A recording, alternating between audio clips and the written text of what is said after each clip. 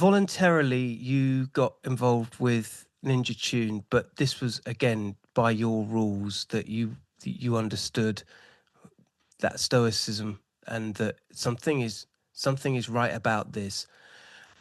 When you are on that journey, sometimes it can feel like you're gate crashing, but gate crashing for the right reasons. They don't know it yet. The gate crashies don't know what, but you know it's the right thing. Do you know what I mean? I know, for sure, for sure. Yeah, it definitely can feel like that, but it's kind of not like that because the people who let you in know that they're doing that too. So they hope that you meet the potential that they have for you.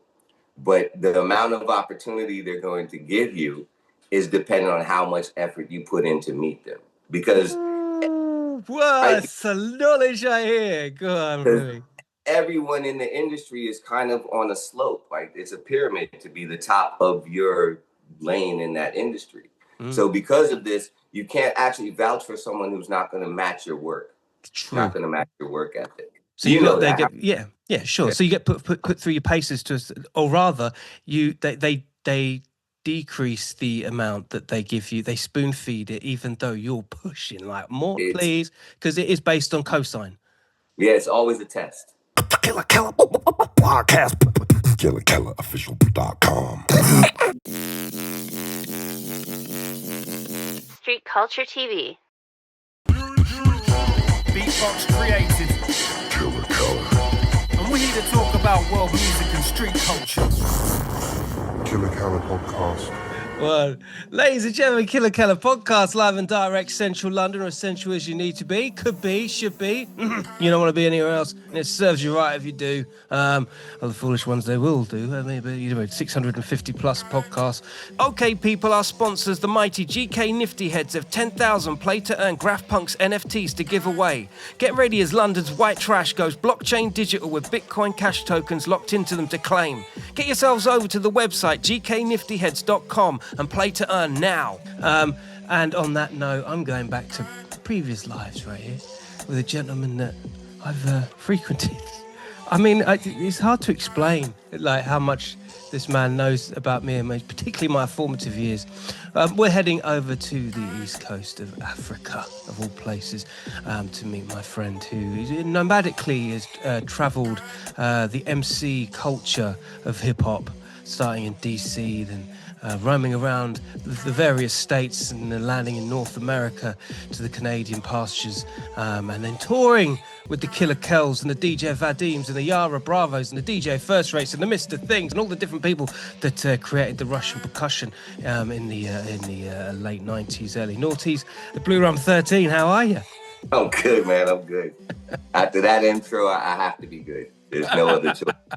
Yeah. You want a job? I'll just do it every day for you. I just wake up in the morning. No, I recorded it. I'm good. We're good. I mean, we sample that straight in.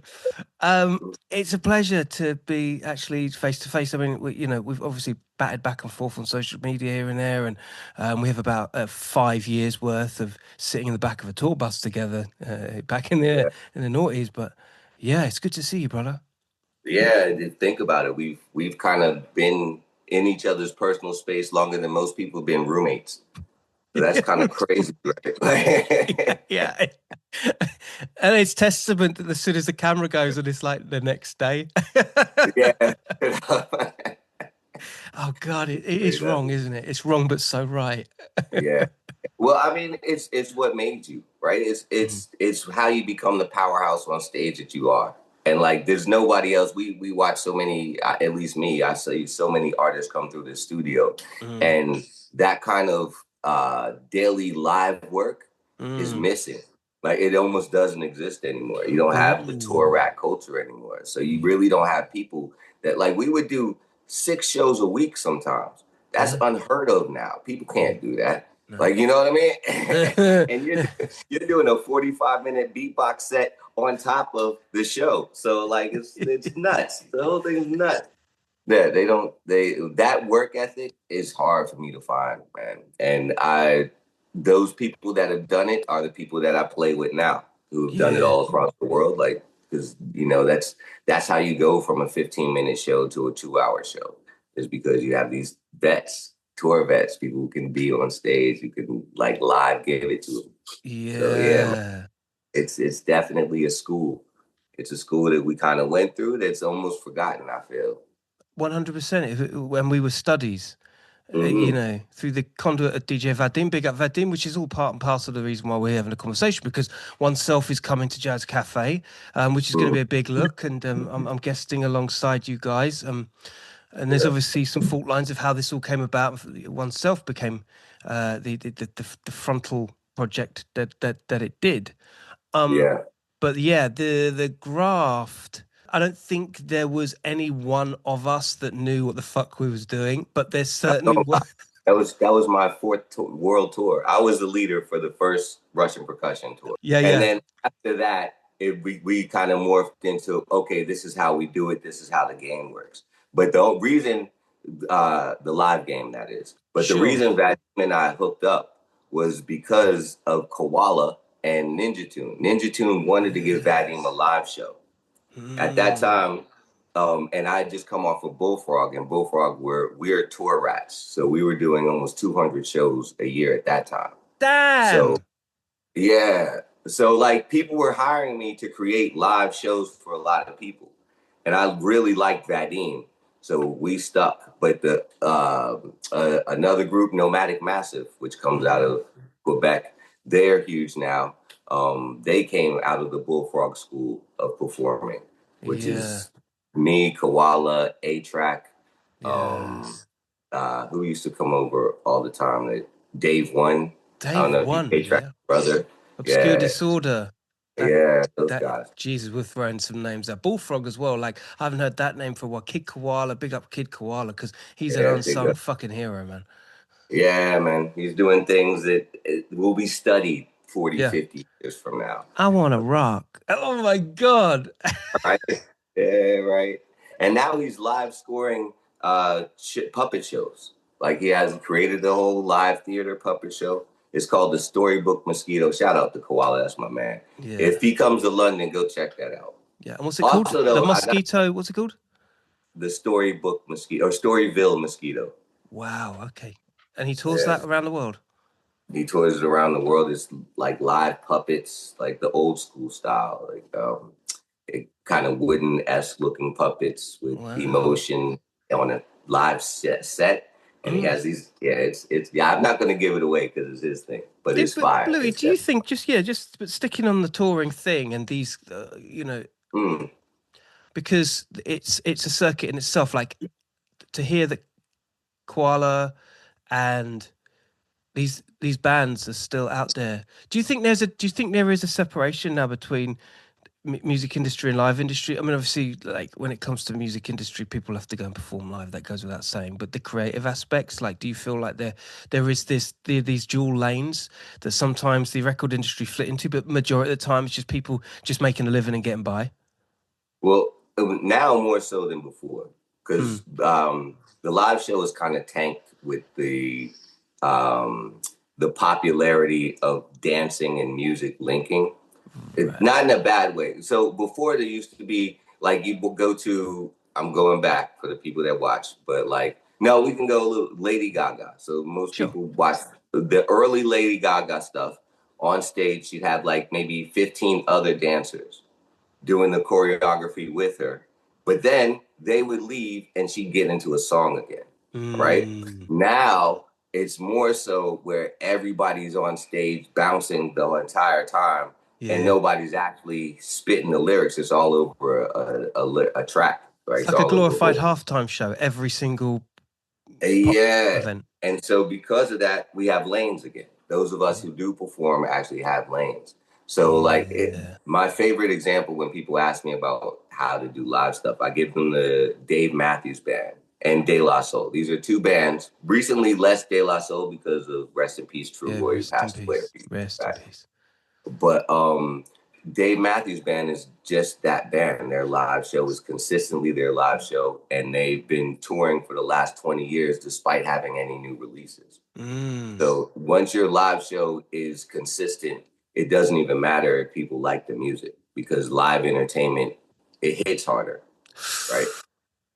Yeah, that's a really interesting. Yeah, people buy into the shop front, the brand, the emotion that's attached to when they go to these things, and if they trust the artist, they know where it comes from. That's the real ticket. Yep. And then you trust your friends. Like, you don't really know the artist. So if your friend likes it, he's going to bring you. So that's really that's what live circuit does, right? This is, to me, why oneself can come back 20 years later and even do a show, is because we, without over exaggerating, went basically to everyone's door and was like, here's the music that we make. Enjoy. We're busking on Oxford Circle. We did that for 3 weeks with a record deal. Like, I don't know anybody that does that sort of stuff. Well, listen, war horses that do fucking tour. They do work, Yeah. Oh, I also got to give a shout out. In the intro, you didn't say US3. And I did 3 tours with US3. And so I got to give them, they plugged me into a whole new circuit of people that I need. Yeah, big up US3. So yeah. And First Rate's the one that got me that gig, US3. Yeah, so that was big up First Rate. Yeah. The US3 thing was really his vibe. Like, it was US3, and then there was Monkey Mafia, and there was a couple other things he did as well. Yeah, I mean, this kind of it floats my boat, particularly this era of music, and the whole idea that there was this crossover appeal, which oneself really does lean to. Russian percussion certainly does. The whole Ninja Tune thing, US3, goes so far as to say more Chiba, which is another, another like one of those first rate things. Yeah. And it's not that stereo MCs, I throw that into the pot as well. Maybe there's one or two others. Incognito. Anyway, I'm just going off. But there is this hybrid, this transitional kind of thing where rapping can be, if you've got the right voice, BLURUM13, you're able to adapt the MC culture into those worlds. You've always had that, which I think is the biggest asset, is that you the flow, cadence, but also just the tone, the timbre of your voice. It's of a time very much like when Lil Wayne talks. Normally he has that. When Mos Def talks, he has that. It's balance you have where it's kind of old and new at the same time. Interesting. Yeah, I feel you. I'm fortunate to have been around people who helped me cultivate my voice. The same way when we were in the car and I was giving you like examples of how to just project louder, like just little ways. Those are singing cues that I learned from a long time ago. And so my vocal coaches have taught me how to speak, or where to speak from, or like where to draw the air from. And that over years, combined with, one of my favorite habits, has created this voice that I'm fortunate to still have. What habits you mean? Yeah. No, I like to inhale polluted air. Yeah. You still do that polluted air thing, do you? Yeah. I actually had I had a business for a while, and we went into cannabis-based cures. Wow. And we were putting cancers into remission for a long time. We treated lupus, we treated brain disease. It was called healers. But the pharmaceutical sector is more ruthless than the music sector. So I had to get out of that quick. Yeah, those guys, they don't really like it when you're helping people too much. Really? That's a thing? Yeah, wow. Figure, I don't know. Yeah. And our cancer treatments were only $100 a month compared to people who were on it. Yeah, so wow. And I had to do it in Spain because Spain had the lack of regulation. Of course, because you went to Spain as well. Right. So I spent almost 15 years. Well, yeah, about 15 years setting that up there. That's crazy. So you did it for 15. You were doing pharmaceutical stuff in Spain for 15 years. Yeah, because they were the first to legalize. So that's where I decided to set up the business. I had 5 partners. It was amazing. But, shout out to Spain for permitting it. But you guys have the worst police. We used to get robbed by the police in the store. Yeah, I call it robbery. They call it an inspection. But like, we're, Motherfuckers. Wow. we're 100% legal. They would come in and take our stuff, and then when we go to get it, it'd be less. So you tell me what that Go is. figure. Yeah. Yeah. Tell No me what's corruption going there at all. Nothing. Nah. Don't know about that. on. Well, you know what I mean? I think the police were mad because now that it's legal, they have to learn the business. They can't just take it from another dealer and sell it to another dealer like every other corrupt cop in the world. So now they actually have to learn how to grow, which is it's work. Yeah. Well, the least expected. Interestingly, just for the listeners now, because I don't want to go too far on off tangent. Nah.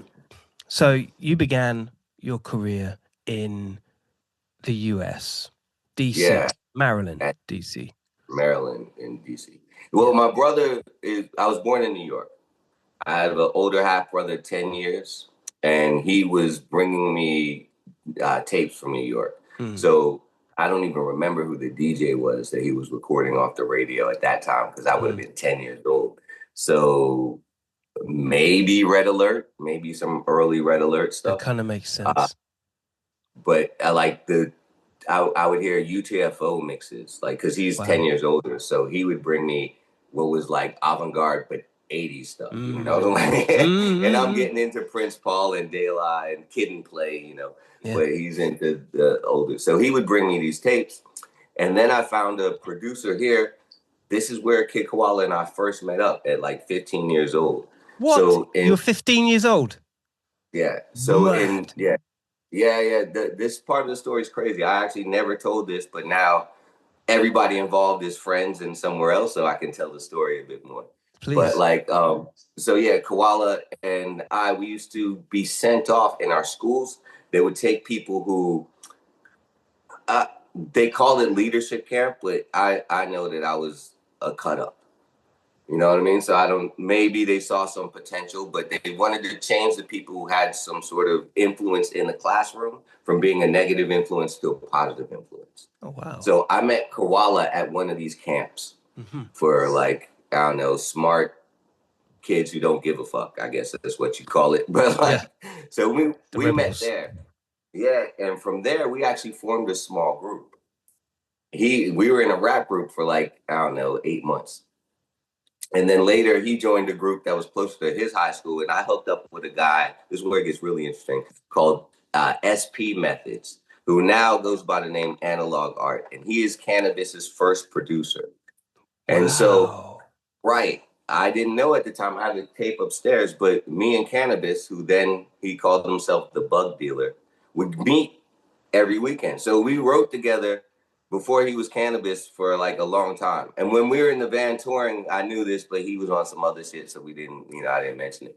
But like, so me, Jermaine Williams, Cannabis, this other guy called Kenny Mack, who later became the writer of Vibe, a very, very young,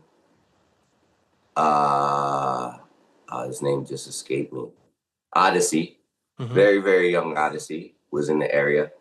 And another guy named Don Scorpion, who later got big in New Jersey area. Yeah, sure. So yeah, man, that's 15, 16 years old. So that was the beginning. So we would do weekend freestyle sessions. And then from there, I started recording demos, saving up money, recording demos, get as many jobs as I can. And they were real jobs. I wasn't hustling. I had a pizza. I was working in a pizza shop. I was mopping floors in the corner store at the same time. And I was walking people's dogs. So I was making the hustle money to actually save up to go into the studio. And then 18 studios done, Koala's in Montreal. He's like, come play with my band. And that's how that started. And that band started out as a joke band called Public Enema, which they're all going to be mad that I said that shit, but fuck it. And then we later started getting interest. Yeah, right? Don't let BLURUM on a podcast anymore. He fucking goes off. He's too much telling everybody. Live wire. Right? Yo. Because what was it? that Batman movie was out, that first Batman that Prince did the soundtrack for, Fucking and great, Jack yeah. Nicholson is the Joker. And in Genius. that, he goes, "This town needs an enema." So we were the musical enema for the town. So we called it Public Enema. And then we blew up, and that was a surprise. So we had to change the name and become professional. And that was Bullfrog. And then from there, I met the Ninja people because, yeah, Koala was pushing to become a solo DJ, get out of the crew. And then Ninja was being formed. The Canadian branch was being formed. That's right. So Based in Montreal, right? Yeah, that was in Montreal. Yeah. So I was there stuffing everybody's J cards. Like all the early, I put enough Roots Maneuver J cards in a cassette. A bunch of if you don't know what the J card is, for those that don't know, it's the credit and the cover of a cassette tape. So when the cassette comes in, it's kind of, you have to fold it into the shape. Into and the it looks J. like it, yeah, it fits there. For those, I forget how old that is. It's like antiquated tech now. Know your history. No, I didn't know the history. That's it. You preach. That's crazy. So that was it. What a journey! Like born into the game, pretty much. And at no point was this is the bit I love, and I love about artistry is that you just hell bent, dog ridden, no different. I know what I'm doing. I'm going to do this, and you leave everyone for dust. Not in a what's he doing? You can't be doing this kind of way. It's more of a that's just him. That's just what he does. But then when you blow up, it's like a whole different conversation, isn't it? Yeah, everyone thinks that they were along for the ride when you blew up. But before you blow up, certainly not the case, is it? Yeah, they're like, I was there, remember? And you're like, oh, really? Yeah. Just all I want is some guest list. Great, thank you. No, I mean, it's beautiful, and the lineage in which you've orbited your career path from New York to Maryland to Montreal, and as we say, back to Barcelona. It's Zanzibar. I just feel like exactly, and I feel like Ninja Tune, that left to center. Obviously, musical tastes don't always reflect the kind of trajectory, but you certainly fall in such a beautiful space because, like I said at the start of the show, it's this kind of nomadic stoicism that you have. And it's really fucking cool that this lane is perfectly designed and has been a perfectly designed journey for you. Yeah, I'm really fortunate to have fit into the ninja niche and just actually be in the places and be open to the opportunities in the places I was in. I mean, a lot of people got offered to help Ninja Tune out, but how many people decided to volunteer, right? So you also have to take advantage of what may or may not be an opportunity. Yes, but you got to go with the feeling. What are you trying to do out of this? And everything that's kind of, especially once you start to put that mindset on, like, forget everybody else, let me just focus and do my thing. Yeah. Then you really have to maintain perspective on what the goal is, because so many distractions start to enter. When you start to focus, I find you hit with more distractions than ever. Always. Bing, bing. Yep. That's it. Bluey, can I just stick with something you just said there? Because voluntarily you got involved with Ninja Tune, but this was, again, by your rules, that you understood that stoicism and that something is right about this. When you are on that journey, sometimes it can feel like you're gate crashing, but gate crashing for the right reasons. They don't know it yet. The gate crashies don't know what, but you know it's the right thing. Do you know what I mean? I know, for sure. Yeah, it definitely can feel like that, but it's kind of not like that, because the people who let you in know that they're doing that too. So they hope that you meet the potential that they have for you. But the amount of opportunity they're going to give you is dependent on how much effort you put in to meet them. Because what's the knowledge I hear? Go on, Louis. everyone in the industry is kind of on a slope. Like it's a pyramid to be the top of your lane in that industry. So because of this, you can't actually vouch for someone who's not going to match your work. True. Not going to match your work ethic. So you got they get yeah sure. So you get put through your paces to, or rather, they decrease the amount that they give you. They spoon feed it, even though you're pushing like more, please, because it is based on cosign. Yeah, it's always a test, and that's how I looked at it. I was like, okay, I wouldn't be stuffing these J cards by myself. You know what I mean? I couldn't just walk in off the street and do it. So because of that, it must be an opportunity. And that's how I looked at things. If I couldn't have done this by myself, then it must be an opportunity. Yeah. Yeah. And that's in the hands of something else, isn't it? Yeah, well, it could be. It could also be you, but time finally catching up to your momentum. So, all right. So think of it like this: when you're freestyling, and like you're jamming, and you finally click into the zone, right? When you're in the zone, it's almost timeless, right? So the things that you want to happen sonically are happening as quickly as you can think them. Yeah. When you record, you spread that time out, right? And you almost intellectualize it in pieces so that you can create what you think is the best song. But in the end, does it actually feel better than that live in the zone performance you just gave? Right? Not really. It's kind of almost impossible to recreate it. Yeah. So your dreams, I feel, are the result of you agreeing with the time. They come true when you allow the time to catch up to you. Right, let's unpack that. It's because you're right. No, this is deep. Many people will work for work's sake. All right. So you think that all right, so to be a rapper, right? In the beginning, you're rapping, you're writing, you're doing this every day. All right. At some point, this becomes part of your genetic makeup. So you go from I want to be a rapper to I am a rapper. Yeah. Right. So once you are in the mind space of I am, now you can't forget what got you to the mind space of I am. If you change it to now I want to be a rich rapper, that's a new dream.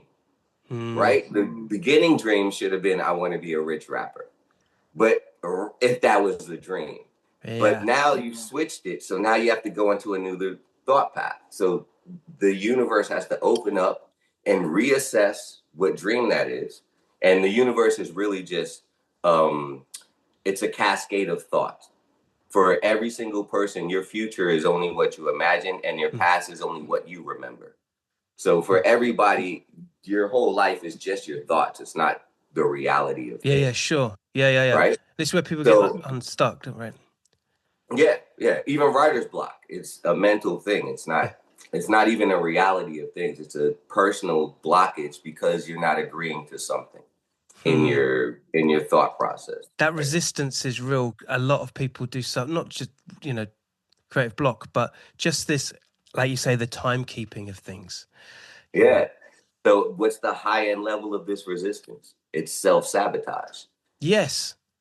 Right? Yeah, the high level of this is self-sabotage.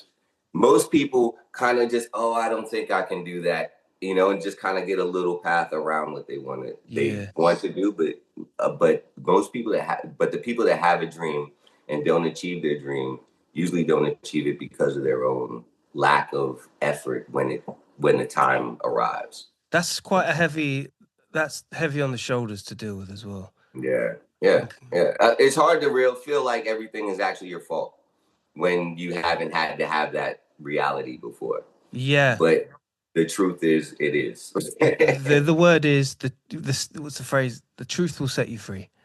That's it. It'll set you free. But what about from the flip side, though, Blue? Because, you're an extremely proficient and accomplished artist. And it's safe to say that I think between both of us, we achieved our dreams at great velocity at a very early stage in our careers. Like, it's arguable, You know, I'm Yeah. speaking for myself here, but you know, to have toured how many shows? 320 out of 365 days in a year with Vadim in that, you know, at the ages we were.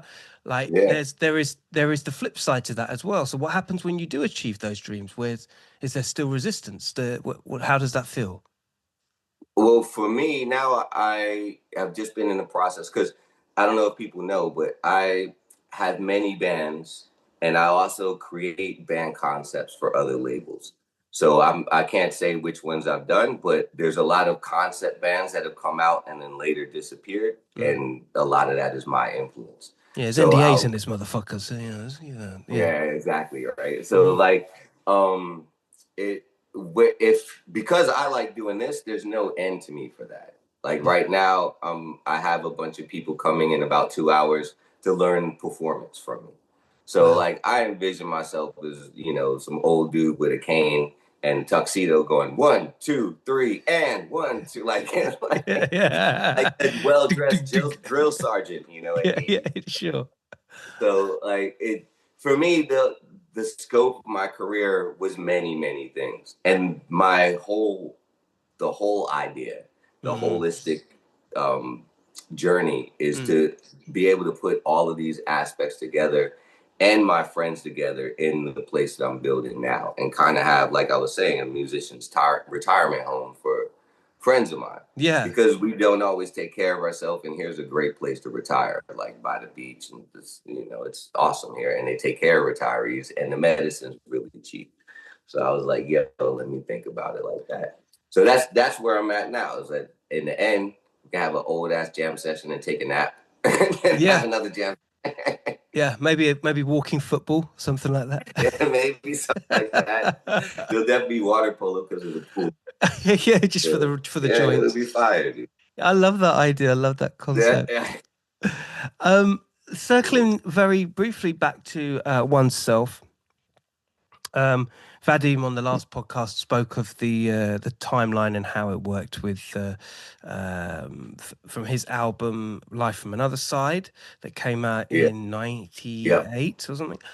And then went into touring it live via Ninja Tune, which was Russian Percussion, which was me, yourself, Mr. Thing, and Vadim, and we toured that as described. And then through this period, I left. Mr. Thing was, you know, doing a lot of other stuff with Mark being Blade, from what I remember. And then through this came this new I formatting. left too, and that's what happened. The three of us left because it was hard. The hip hop band concept that we had, to me, was a solid concept. Yeah, and I'd never seen anything like that since. Actually, to tell you the truth. What we did was kind of the only thing. The only time I've seen it again is when you tried to do it again. Yeah. With the thing, with Roadblock, with Roadblock, yeah. But even that as a concept wasn't the same because, well, it was in terms of the three ensemble being DJ, MC, and beatbox, but it was more like club based, like remixes, and still is like club based remixes.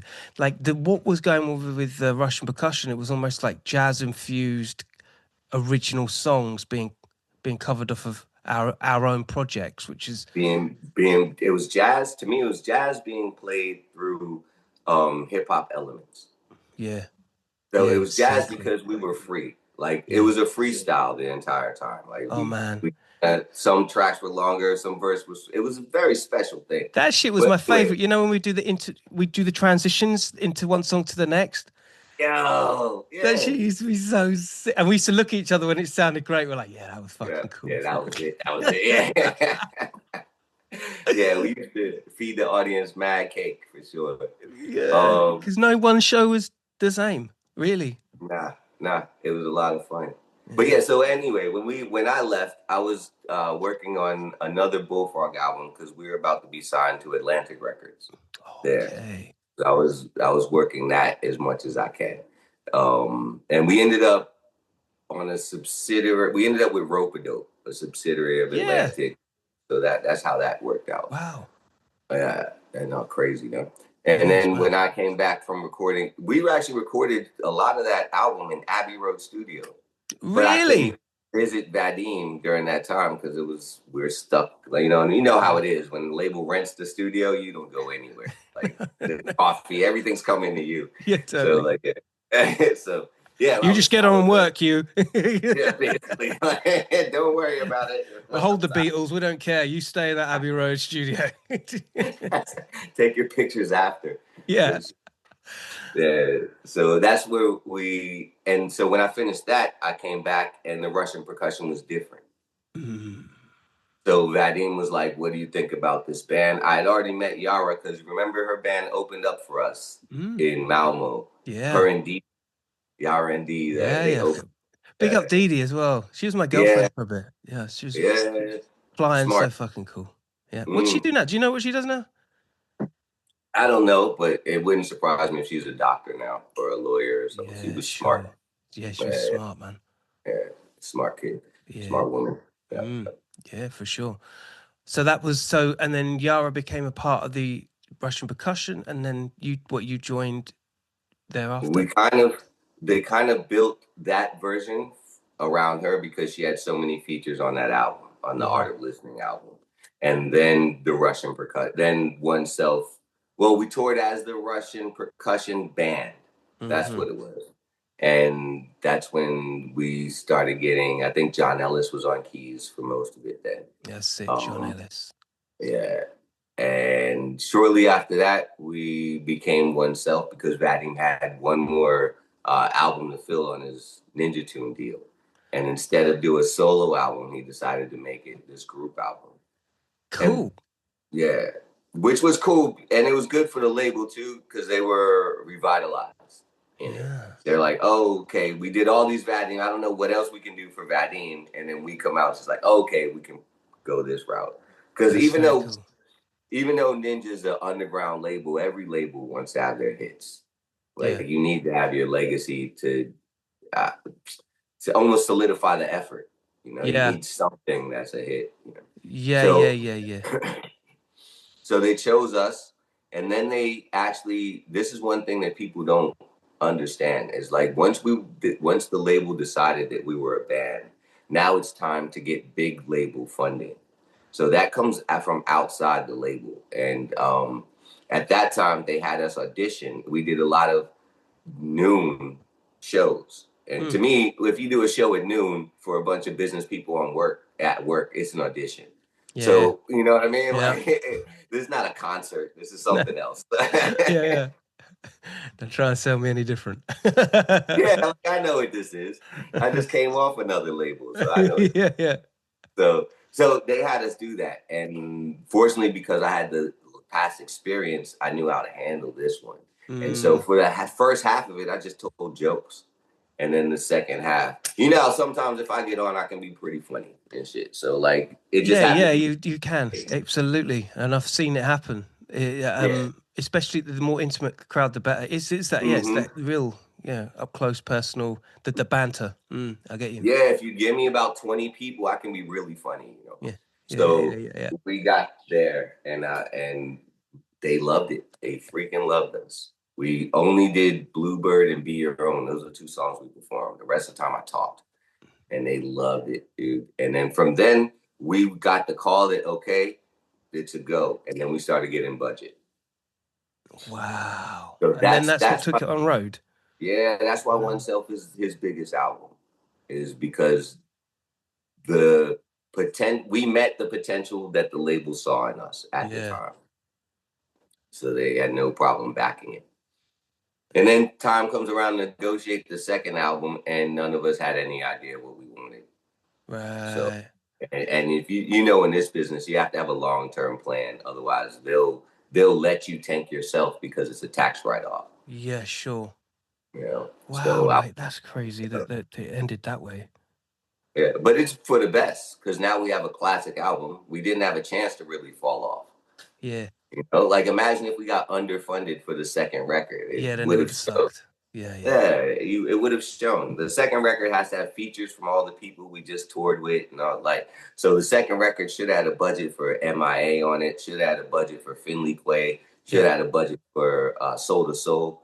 Like we should have been able to get these type of features. and move into Omar. those spheres. Yeah, yeah, Omar, all that. So move into those Yeah. kind of spheres where you become, cult classic. It becomes like its own lane. Yeah, that's what I get from oneself anyway, and I think that's testament to the show that's going to be happening at Jazz Cafe, because it feels like the pickup is really strong. I think there's going to be a great audience of people there that obviously love Vadim, yourself, love the fact that Yara.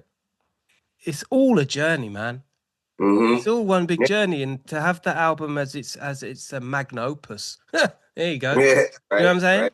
Yeah, it's really special to have people who consider us the soundtrack to parts of their lives, and that's kind of it. Like I get a lot of messages, like the Blue Room music I put out, the solo stuff.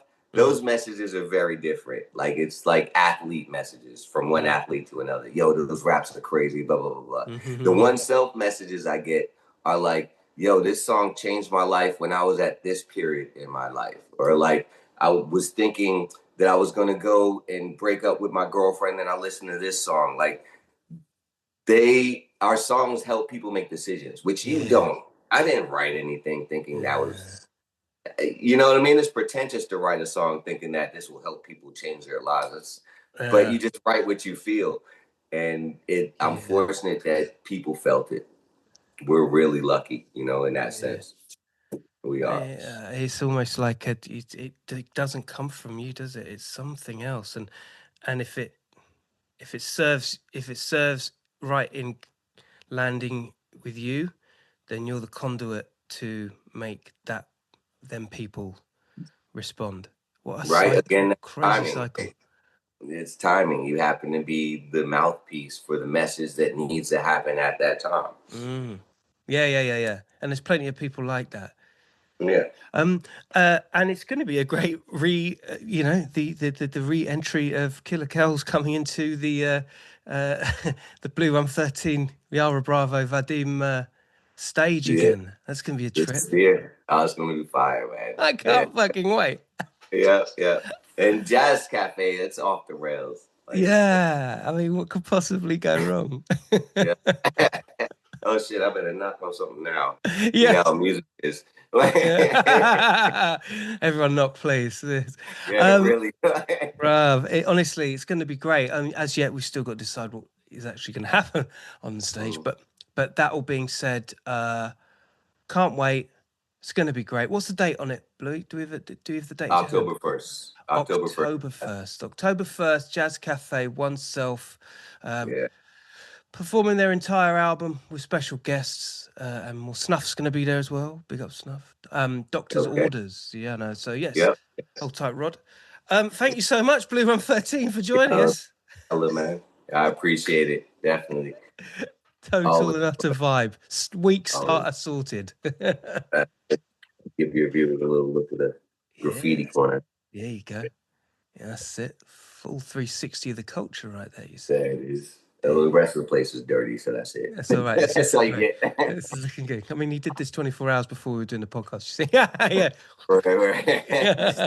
I got paint. I got to wash off. Yeah, it's all that. My brother, it's been an absolute pleasure. Thank you so much, BLURUM13, and I'll see you on the 1st of October, if not before. Yes, Killa. We talk soon. Actually, that's bad hit me now, so I should answer all right, that. tell him to say hello, all right? Listen, Killa Kela podcast, out like was out fashion. Remember, crime don't pay, neither do they. Don't talk to another, I wouldn't. Nice one, Bluey. Yeah, nice one, man. Peace. Wicked.